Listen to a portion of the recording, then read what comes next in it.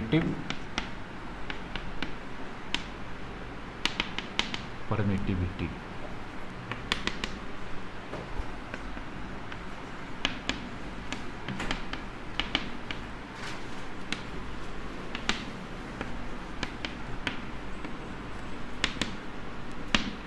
देखो relative permittivity या इसको बोलते हैं dielectric constant of a medium.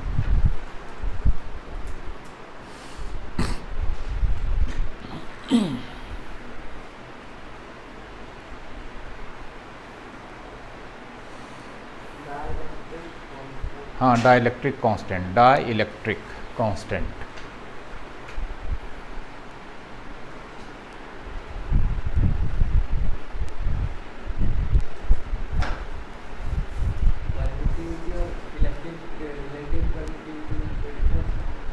हाँ, रिलेटिव परमिटिविटी रेशियो होता है, ठीक ना। परमिटिविटी जो बताए थे वो मीडियम का होता है। हाँ, वही बताएंगे अभी, ठीक ना। रिलेटिव परमिटिविटी में ही परमिटिविटी समझाएंगे, ठीक ना, तब वो रिलेटिव परमिटिविटी भी समझ में आ जाएगा, ठीक है। सारा चीज़ वो जो फार्मूला बताए थे ना तुमको कूलम्स लॉ, तो उसमें जो एप्सिलॉन नॉट था, ठीक ना, जिसको परमिटिविटी बोलते हैं मीडियम का, उसी का मीनिंग समझना है, ठीक ना, क्या होता है। अब पढ़ाए होंगे तो बताए होंगे कि एप्सिलॉन का वैल्यू मीडियम पे डिपेंड करता है, ठीक ना, इसीलिए के का वैल्यू कूलम्स लॉ में मीडियम पे डिपेंड करता है। जी यूनिवर्सल कांस्टेंट होता है, ठीक ना। ग्रेविटेशन लॉ में जी कहीं चले जाएंगे नहीं बदलता है, लेकिन इस ग्रेविटेशनल लॉ की तरह ही कूलम्स लॉ है, इसका के बदल जाता है मीडियम में, और के बदलने का कारण सिर्फ है कौन, एप्सिलॉन, ठीक ना।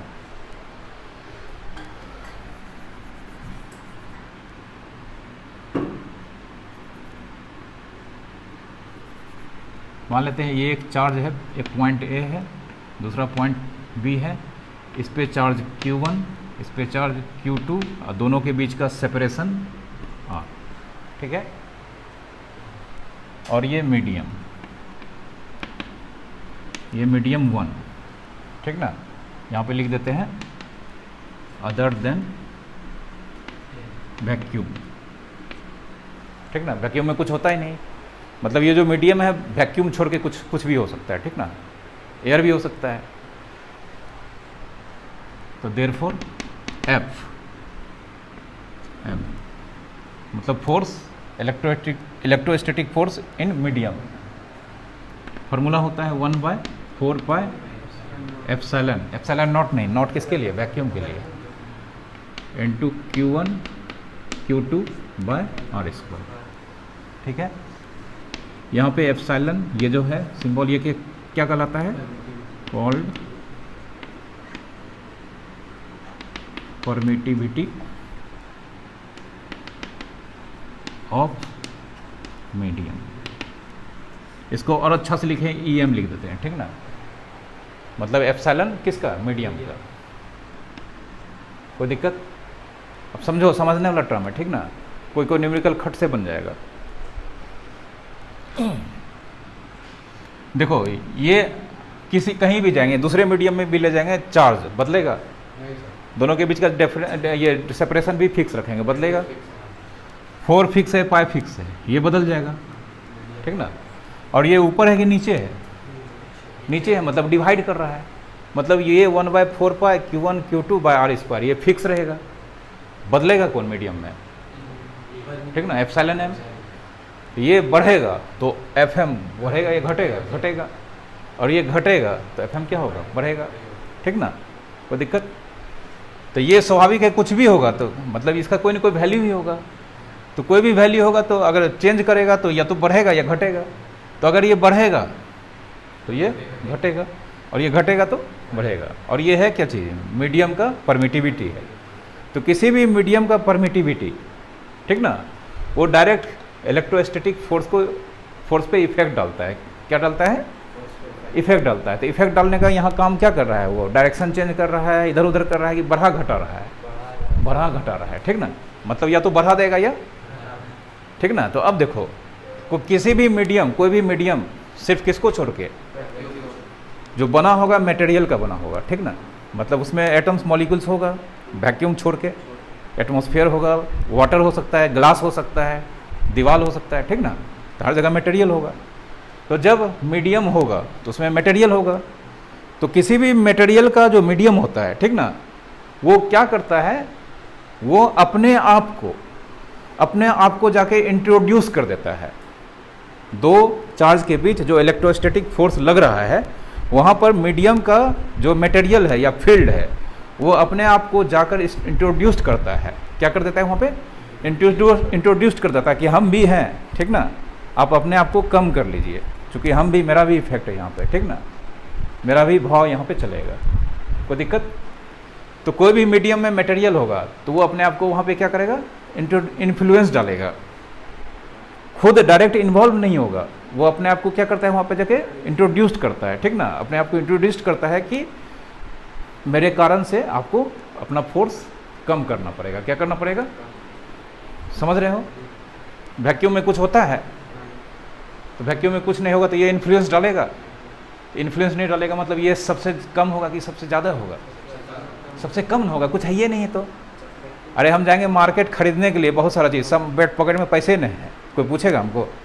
अब पूरा जाएंगे ब्रीफकेस में एकदम डॉलर लेके, ठीक ना सब आ जाएगा पैर पकड़ेगा, ठीक ना। तो यहाँ वैक्यूम में ये जो जा रहा है इन्फ्लुएंस डालने, इसके पास कुछ है नहीं है। तो अब ये डिवाइड जो हो रहा है मतलब नहीं है, मतलब बहुत छोटा नंबर से डिवाइड हो रहा है, तो ये क्या होगा, ये मैक्सिमम होगा। क्या होगा, सब लिखा देंगे अभी, ठीक ना। अदर देन वैक्यूम कुछ ना कुछ होगा, मतलब दो चार्ज के बीच लगने वाला इलेक्ट्रोस्टैटिक फोर्स सबसे ज़्यादा किस में होगा, वैक्यूम में। और दूसरे मीडियम में हाँ कुछ है ही नहीं, ठीक ना, मीडियम में कुछ है ही नहीं, ठीक ना, कोई इन्फ्लुएंस ही नहीं डाल पाएगा, कोई दिक्कत, समझे। तो परमिटिविटी किसी भी मीडियम का क्या एक प्रॉपर्टी है जो वहाँ पे जाके अपने आप को क्या कर देता है, इंट्रोड्यूस कर देता है, किस चीज़ को घटाने में, हाँ दो चार्ज के बीच इंटरेक्शन को घटाने में। फोर्स नहीं बोलता है इंटरेक्शन कम कर दीजिए, इंटरेक्शन तो बेचारा या तो अट्रैक्ट करेगा या रिपल करेगा, उसको कम कर देगा, ठीक ना, ठीक है, कोई दिक्कत। जहाँ कुछ रहेगा ही नहीं, अपने आप बढ़ जाएगा, ठीक ना। अब जैसे मान लो वैक्यूम में सबसे कम, उसके बाद एयर में होगा, एयर में फिर मटेरियल उससे डेंसिटी कम होता है, फिर पानी में चल जाएंगे तो और क्या हो जाएगा, और बढ़ जाएगा, ये बढ़ जाएगा नहीं और घट जाएगा। ग्लास में दे देंगे दोनों चार्ज को तो और डेंसिटी बढ़ जाएगा, वहाँ मीडियम, और तो ये और बढ़ जाएगा और कम हो जाएगा, समझ रहे हो ना। हर जगह क्या है नहीं। अभी मेरे पास मान लो पॉकेट में इंडियन रुपी है, ठीक ना, फिर पता चला बांग्लादेश पाकिस्तान का रुपया लेके आएंगे तो उतना थोड़ा खरीदारी कर पाएंगे, वहाँ उसका पैसा कम है, और डॉलर रहेगा तो सबसे स्ट्रांग रहता है आदमी, ठीक ना, कोई दिक्कत। सब लिखा देंगे, ये समझा दिए, ठीक ना। अब फिर देखो F not 1/4πε0 Q1 Q2 by कितना R square, F not force, कौन सा फोर्स, इलेक्ट्रोस्टैटिक फोर्स इन किस में, वैक्यूम। और यहाँ पे ये क्या है, हाँ परमिटिविटी इन वैक्यूम, इसको मान लेते हैं 2, कोई दिक्कत। अब फ्रॉम 1/2, रिजल्ट 1 को रिजल्ट 2 से डिवाइड करते हैं, ठीक ना। पहले समझो, समझने वाला टर्म है, समझोगे नहीं दिक्कत होगा। तो रिजल्ट 1 का LHS क्या है बोलो, FM, और इसका F0, और इसका ऊपर में है 1/4πε0 Q1 Q2 by R square, और इसके नीचे 1/4πε0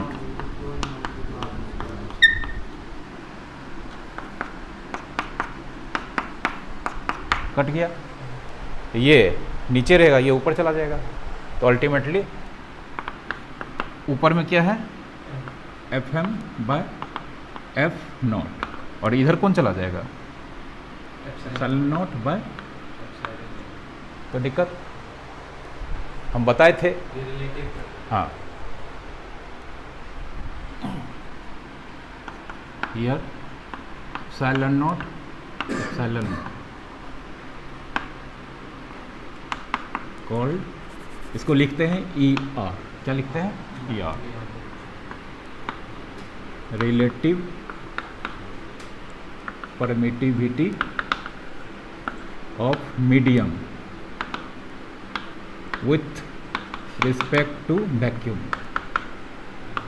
ये किसी भी मीडियम का रिलेटिव परमिटिविटी कहलाता है विथ रिस्पेक्ट टू वैक्यूम, ठीक ना, कोई दिक्कत, लिखो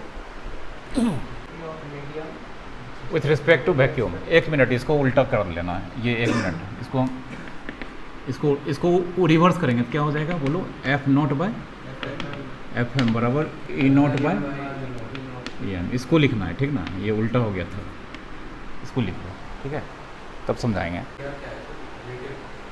हाँ, E R, R for relative, ठीक ना, रिलेटिव हमेशा रेशियो होगा और ये सब इंडिविजुअल है, ठीक है।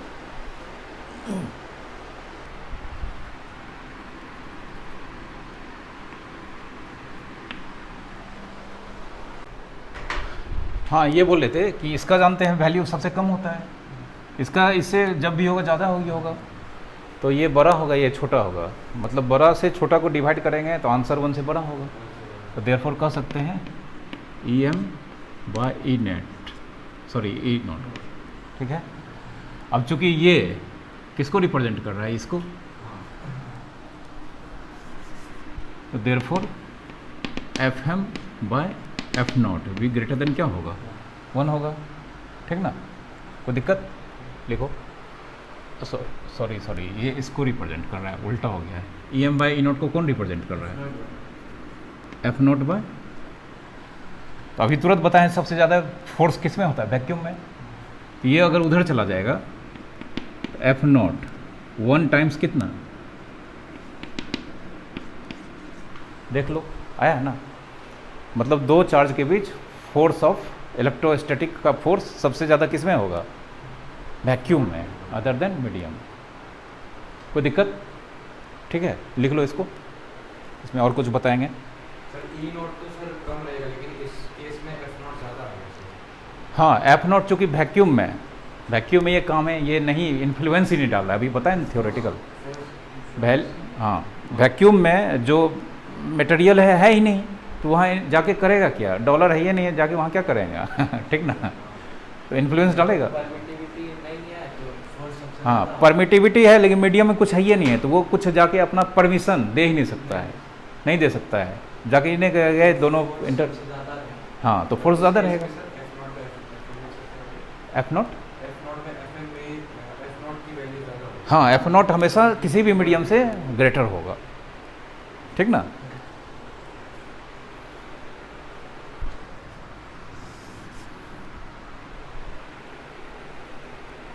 दो चार्ज के बीच सबसे ज़्यादा इंटरेक्शन कहाँ पे होगा, वैक्यूम में होगा, ठीक है, और किसी दूसरे मीडियम में ले जाएंगे तो कम हो जाएगा, ठीक ना।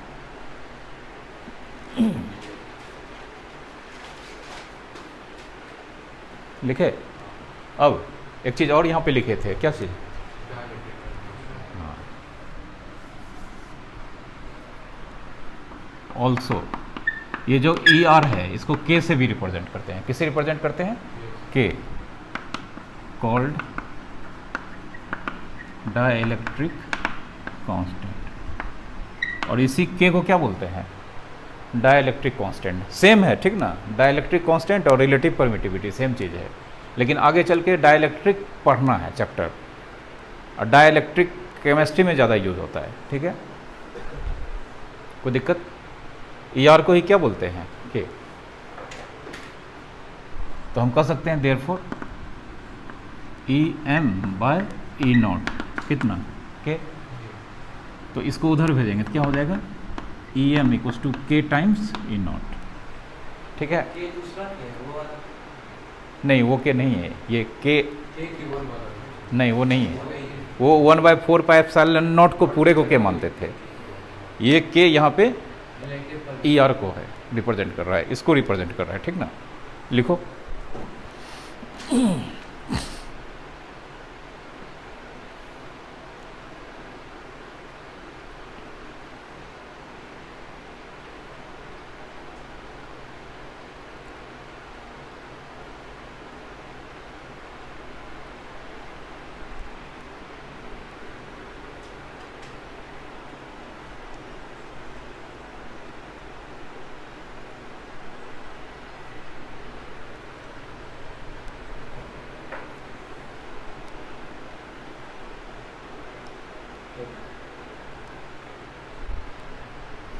अब देखो यहाँ पे फार्मूला में एफ एम है ना, यहाँ पे क्या है ई एम, ई एम को हटा के ये लिख सकते हैं, लिखते हैं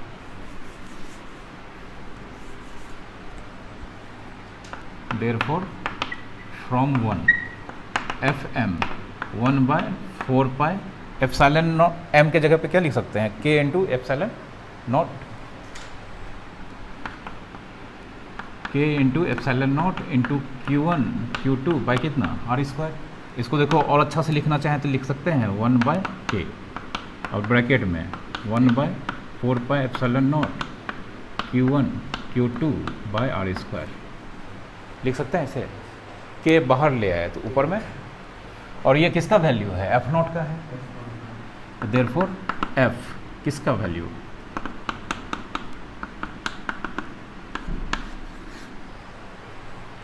ठीक है। मतलब फोर्स किस में लग रहा था, पहले समझ लो, फोर्स लग रहा था किस में, वैक्यूम में। दूसरे मीडियम में ले गए, डाइलेक्ट्रिक कांस्टेंट मान लो 5 है, कितना है, एक ऐसा मीडियम में लगे जिसमें डाइलेक्ट्रिक कांस्टेंट कितना है 5 है, पता चला जो फोर्स लग रहा था वो 5 गुना कम हो गया, क्या हो गया, कम हो गया, ठीक ना, कोई दिक्कत। मतलब 50 न्यूटन था, एक मीडियम में ले गए, डाइलेक्ट्रिक कांस्टेंट 5 है, तो उस मीडियम में फोर्स कितना हो जाएगा 50/5 10 न्यूटन हो जाएगा, नहीं घट जाएगा, समझे, कोई दिक्कत, लिख लो।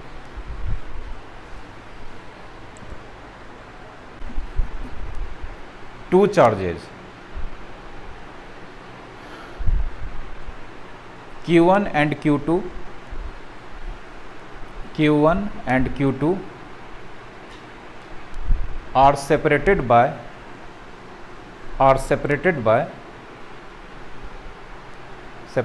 distance r, separated by distance r. When kept in vacuum,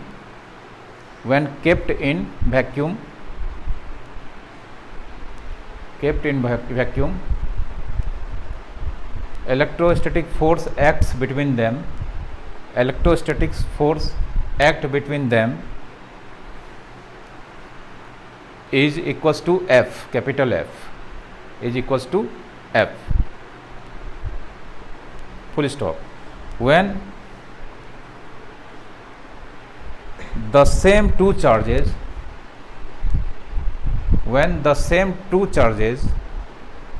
are now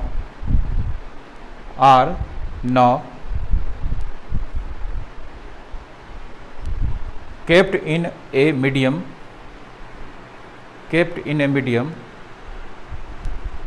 which is separated by distance r/2, previous r था ना, वैक्यूम में r लिखाए थे ना, हाँ r/2, then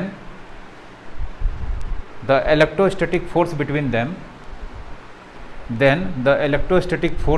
them becomes F/2, then find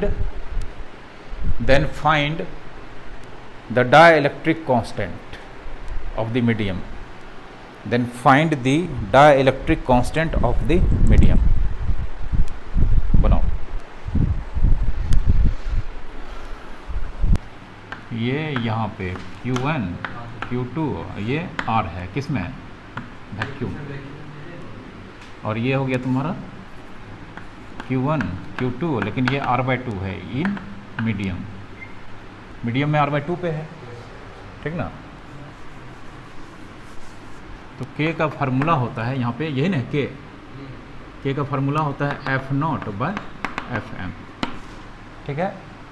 तो F0 मतलब किस में, वैक्यूम में बोलो क्या हो जाएगा formula, 1/4 epsilon not into Q1 Q2 by R square, ठीक है।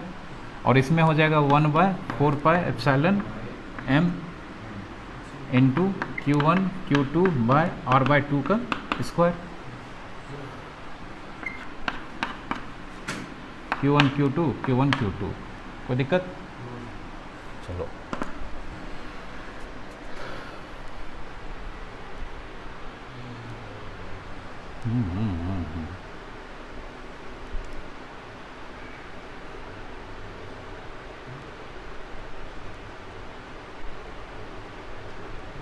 अच्छा, एक चीज़ तो दिया है इसमें, फोर्स F है, उसमें कितना है F/2। हाँ तो ये करने क्यों जाएंगे, ये भी हम क्यों करने जाएंगे, रुक जाओ, ये हम करने ही क्यों जाएंगे। F0 F, और इसमें कितना है F/2, 2 कहाँ 2 F/F, कितना 2 आ गया। वो करते तो फिर कटता भी नहीं ठीक ना, तो ध्यान नहीं दी, नहीं कोई ज़रूरत ही नहीं है, कोई ज़रूरत नहीं है। सर ये कैसे होगा सर? दे रखा है क्वेश्चन में कि दोनों चार्ज के बीच जो वैक्यूम में फोर्स लगता है वो F है, और दोनों चार्ज के बीच जो मीडियम में फोर्स लगता है वो F/2 है। तो देखो F0 कितना पुट कर दिए F, और Fm कितना कट गया। K का वैल्यू बोले थे ऑलवेज 1 से क्या होगा, बड़ा होगा, -2 आया भी है, ठीक ना, कोई दिक्कत। ये तो रिलेटिव परमिटिविटी की बात है। हाँ रिलेटिव परमिटिविटी, उसका वैल्यू F0/Fm होता है। हाँ मतलब यहाँ पे पूछा जाए कि मीडियम का एक्चुअल में परमिटिविटी कितना होगा, मीडियम का परमिटिविटी चूँकि जानते हैं K होता है μm/μ0, और K कितना दिया गया है, देखो ये भी समझने वाला बात है। अब पूछेगा कि जिस हाँ सॉरी म्यू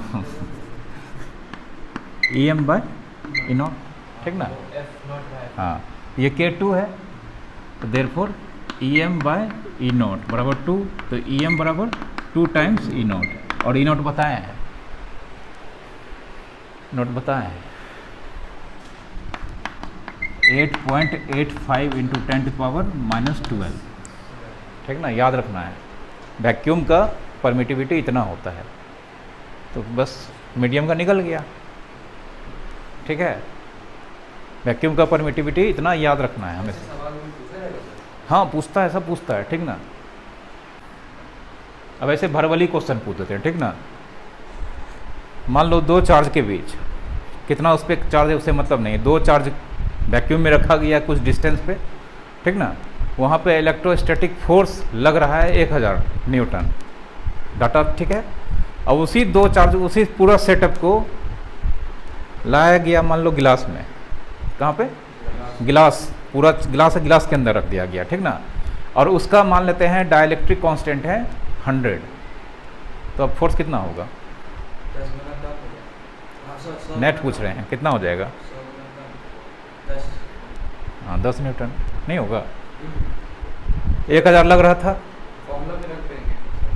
सीधा जितना डाइलेक्ट्रिक कांस्टेंट उतना गुना कम हो जाएगा, किससे, वैक्यूम के रिस्पेक्ट में, फॉर्मूला है यहाँ पे देखो ना, वैक्यूम के रिस्पेक्ट में उतना गुना कम हो जाएगा। 1000 था, ग्लास में लाए, डाइलेक्ट्रिक कांस्टेंट बता दिए 100, तो 1000 गुना 1/100 कितना हो जाएगा, 10 न्यूटन, समझ गए। इसको कहा लिखो 2 point charges, 2 point charges of charge values, of charge values Q, capital Q and Q, small q, capital Q and small q are placed at a distance of x and x/2, x and x/2 respectively from a third charge,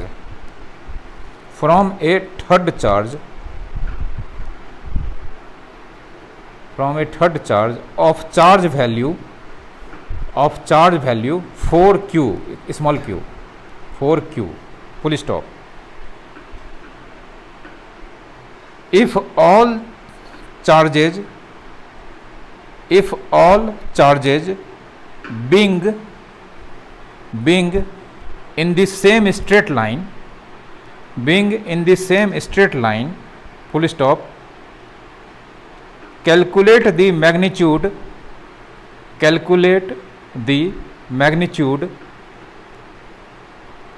and nature of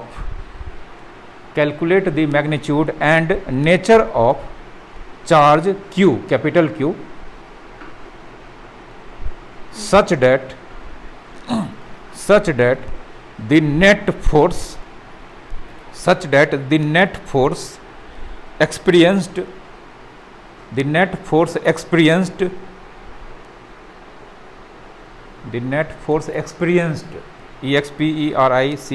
experienced by the charge q, small q, is 0।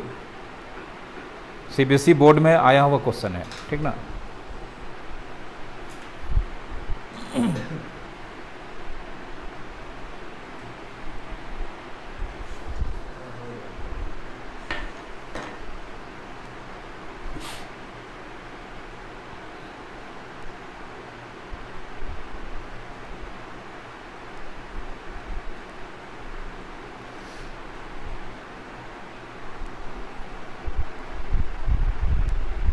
ऐसा question बताएं net charge 0 वाला। Right angle triangle सब line में है, तुम वैसे क्यों बना रहे हो?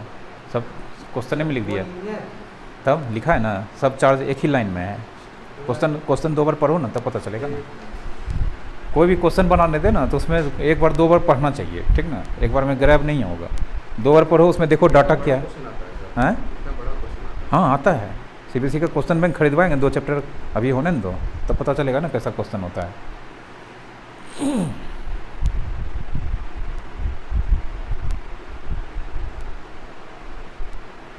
कितना घंटा पढ़ते हो पहले बताओ तो, तुम कितना घंटा पढ़ते हो? हाँ नहीं ठीक है, ऐसे ठीक लेक्चर ऐसे मतलब नॉर्मली पढ़ने का हैबिट होगा ना। कितना घंटा पढ़ते हो एकदम ईमानदारी से बताओ। ठीक है, तुम 4 से 6, तुम नहीं चलेगा, 2 घंटा एक सब्जेक्ट पे देना पड़ेगा, ठीक ना। जो स्थिति है मैथ में अभी है कम से कम 4 महीना तक, मैथ में 3 घंटा, फिजिक्स में 3 घंटा, 6 घंटा ये पढ़ना पड़ेगा। यानी कि पढ़े बीच में मोबाइल देख लिए, फेसबुक देख लिए, सब नहीं, मोबाइल को रखो दूर में, ठीक ना। 3 घंटा मैथ में, 3 घंटा फिजिक्स में दोगे अगले 4 महीना तक, फिर ये ड्यूरेशन अगला 4 महीने के बाद कम हो जाएगा और तुम्हारा सब चीज़ ठीक हो जाएगा, ठीक है। और अगर ये नहीं करोगे तो जैसा चीज़ है ना आगे चल के तुमको पता चला 4 घंटे 6 घंटा भी देर है कम पड़ रहा है, 8 घंटा 10 घंटा देना पड़ेगा, फिर भी नहीं संभलेगा। हर साल पढ़ाते हैं, एक्सपीरियंस है, ठीक ना। जिस बच्चे को बोलते हैं जो समझ जाता है उसका बहुत अच्छा रिजल्ट होता है, आगे चल के भी वो अच्छा करता है। जो नहीं समझता है अगले 4 महीने के बाद फिर वो मतलब उसको समझ में नहीं आता है क्या करें, हम भी कुछ नहीं कर पाएंगे तब, ठीक ना। तो ड्यूरेशन बढ़ाइए, करना पड़ेगा, नहीं करना है तुरंत कर लेना इमीडिएटली। टाइम स्पेंड होने में टाइम नहीं लगता है, आप जाइएगा 2 घंटा तुरंत ख़त्म हो जाएगा, कल आइए 1 दिन ख़त्म हो जाएगा, ठीक ना। सोचते सोचते सिर्फ टाइम ही जाता है। इतना सिलेबस है ना, अब हम आपको बता देते हैं जो आपको अच्छा लगेगा वही हमने पढ़ाएंगे, जो सिलेबस में है वो पढ़ाएंगे। तो बहुत चीज़ अच्छा भी लगेगा, बहुत चीज़ बहुत ख़राब भी लगेगा आपको। ख़राब इसलिए लगेगा कि समझना मुश्किल हो जाता है, ठीक ना। केमिस्ट्री का हिसाब किताब है ना, उसमें रटने वाला चीज़ ज़्यादा है, ठीक ना। तो उसमें थोड़ा ड्यूरेशन कम भी रहेगा तो चलेगा, क्योंकि इसमें रटना है। अब S2 + O2 2 दूसरा चीज़ नहीं है ना बनेगा।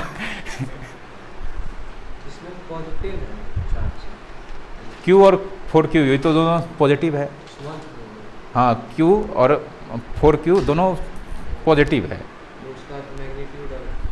और हाँ नेचर निकालना है कैपिटल Q का।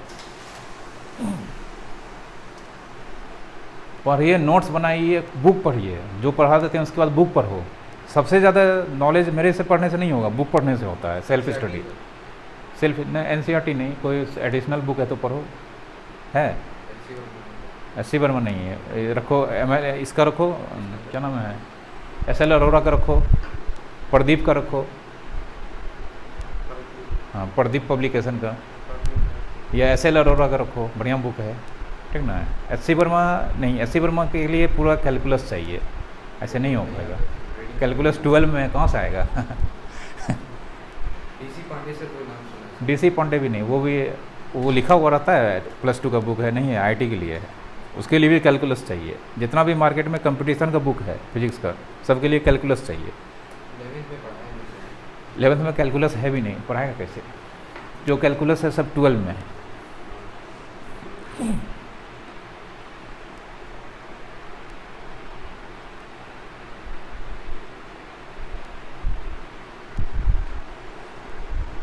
पाँच हो गया है। तुम लोग का ट्यूशन भी है?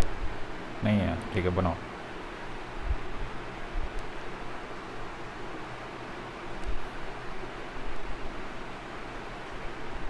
जो काम देते हैं ना, जैसे दिए नोट्स आज ही बना लेना है इस टॉपिक का, तो आज ही बना लेना है, क्योंकि बहुत बड़ा चैप्टर है। अभी इलेक्ट्रिक फील्ड स्टार्ट होगा, बहुत चीज़ आएगा, बहुत बड़ा चैप्टर है, ठीक ना।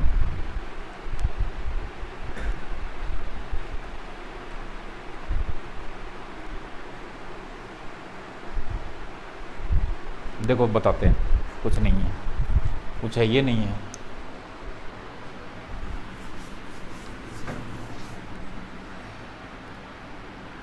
यहाँ पे मान लेते चार्ज 4Q है, यहाँ पे चार्ज Q है, तो 4Q, दो चार्ज 4Q से बोला गया ना। एक बार क्वेश्चन पढ़ना तो। हाँ 2 point charges of charge values Q हाँ and their respective are placed at a distance of x and x value respectively from a third charge 4Q, value 4Q। ठीक है। तो पहला जो मेंशन किया है वो कैपिटल Q है कि स्मॉल Q? कैपिटल Q, पहला तो कैपिटल Q। ठीक है। और दूसरा स्मॉल Q, ये है सिचुएशन, देख लो।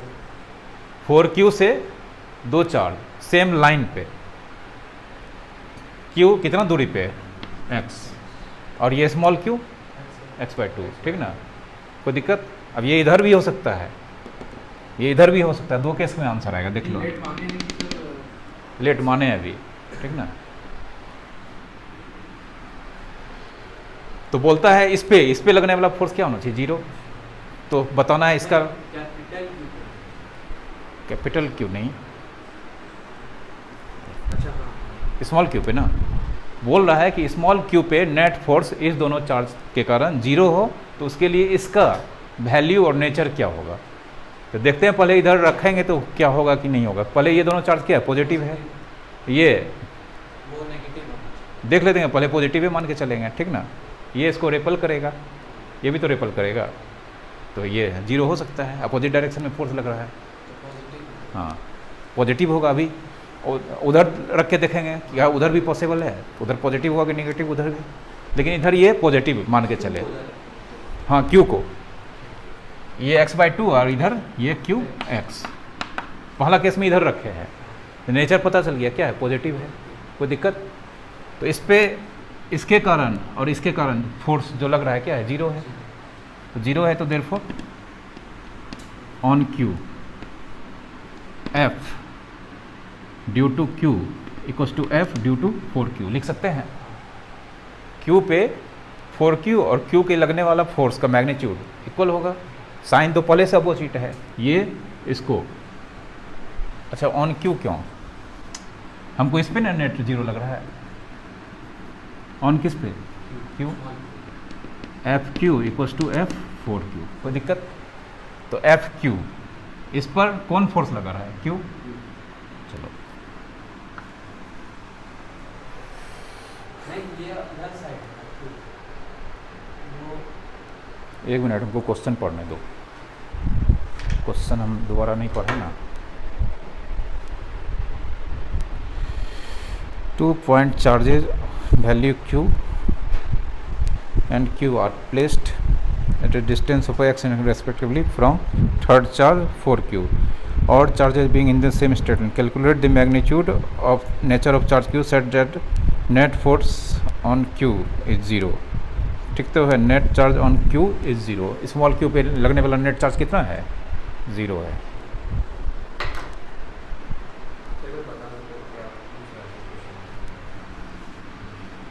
क्वेश्चन को बताते हैं। क्वेश्चन पूछ रहा है कि दो चार्ज है, एक चार्ज है तुम्हारा Q और एक है कैपिटल Q, दोनों चार्ज, एक तीसरा चार्ज 4Q से डिस्टेंस x/2, मतलब ये x और ये x/2 पे रखा जा रहा है। अब बोलता है ये तीनों चार्ज एक ही लाइन में है और इस तरह से रखा जा रहा है कि ये जो Q चार्ज पे लगने वाला नेट फोर्स क्या है, 0। हाँ, किसके कारण, ये दोनों के कारण, ठीक ना। तो बोलता है इस कंडीशन में ये कैपिटल Q का नेचर, मतलब साइन क्या होगा और उसका वैल्यू कितना होगा। इसमें दोनों को सिंबल नहीं दिया सर, 4Q और कैपिटल Q। ये नहीं दिया तो ये मान लो अगर हम निगेटिव मानेंगे तो ये दोनों निगेटिव हो जाएगा, पॉजिटिव मानेंगे तो पॉजिटिव हो जाएगा, ठीक ना। तो हम पॉजिटिव ही मान के चले हैं। तो अगर ये पॉजिटिव, ये भी पॉजिटिव, अब ये भी मान लिया पॉजिटिव, तो ये पॉजिटिव मान लिया तो ये इसको क्या करेगा, रिपल करेगा, इधर लगाएगा। हाँ होगा, देखो ना, ये भी इसको रिपल करेगा, तो अपोजिट डायरेक्शन में लग रहा है, तो हो सकता है। तो अब देखो यहाँ पे अभी हम लिखे थे इस पर लगने वाला फोर्स किसके कारण, Fq और F4Q। तो Fq के ले लेते हैं यहाँ पे, Q1 कितना, Q N2 Q, और बाय डिस्टेंस कितना, x/2 का whole square equals to K into कितना, Q इंटू कितना 4Q बाय कितना, x/2 का होल स्क्वायर। K खत्म, Q खत्म, ये खत्म, Q बराबर कितना 4Q, Q बराबर 4Q। और कैसा चार्ज, पॉजिटिव, ठीक है। अब इधर भी रख के देखना पड़ेगा, हो सकता है इधर भी संभव हो। चलो इधर रखते हैं, तो कैपिटल Q का इससे डिस्टेंस कितना है, x। चलो इधर रखते हैं यहाँ पे, ये डिस्टेंस कितना,